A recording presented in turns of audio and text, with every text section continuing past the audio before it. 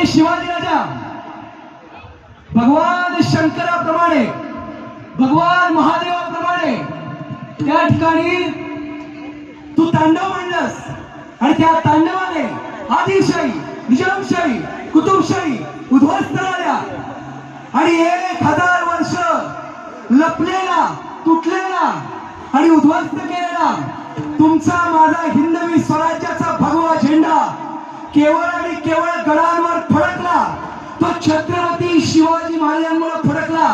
तर कवी भूषण म्हणतात त्याचा अर्थ असा आहे, शिवाजी राजा शंकराप्रमाणे तांडव मांडल्यानंतर सगळेजण पळून गेले आणि जिथे बघावं तिथलं हिरवी निशाणं गायब झाली आणि भगवा झेंडा आपल्याला जिथे तिथे बघायला मिळायला लागला. ही पुण्य छत्रपती शिवाजी महाराजांची आहे.